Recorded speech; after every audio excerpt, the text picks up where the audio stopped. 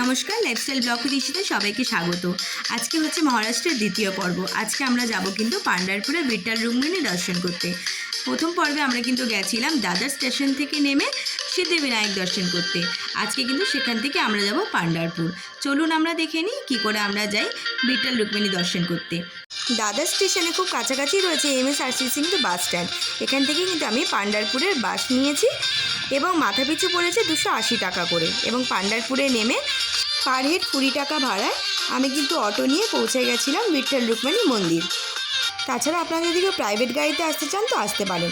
তাছাড়া কেউ যদি ট্রেন যোগাযোগে আসতে চান, অন্যান্য বড় স্টেশন থেকে কিন্তু ডাইরেক্ট পান্ডারপুরের জন্য কিন্তু অনেক সময় ট্রেন নেই। তাই আপনাদের কিন্তু প্রথমে চলে আসতে হবে দাদর বা মুম্বাই সেন্ট্রাল বা পুনে জাংশন। এখান থেকে কিন্তু আপনারা ডাইরেক্ট পান্ডারপুরের জন্য ট্রেন পেয়ে যাবেন।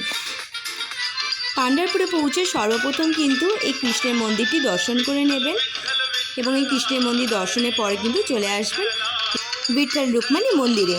অনেক তাড়াতাড়ি আসলে কিন্তু অতটা ভিড়ে পড়তে হয় না, নাহলে কিন্তু এই মন্দিরে প্রচুর ভিড় হয়। এখানে কিন্তু অনলাইন দর্শনেরও কিন্তু ব্যবস্থা আছে।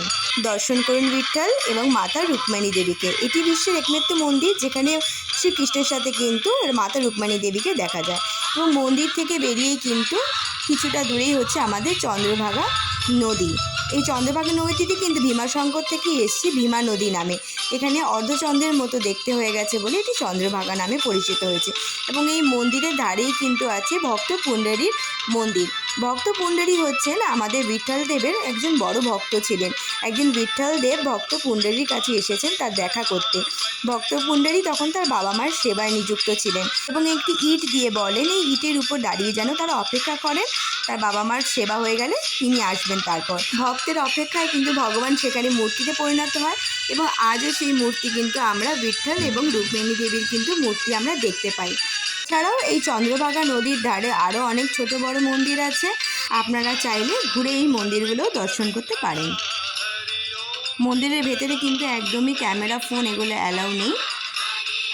মন্দিরের বাইরে কিন্তু পুজো সামগ্রী এবং বিট্ঠাল দেবের কিন্তু মূর্তিও এখানে পাওয়া যায়।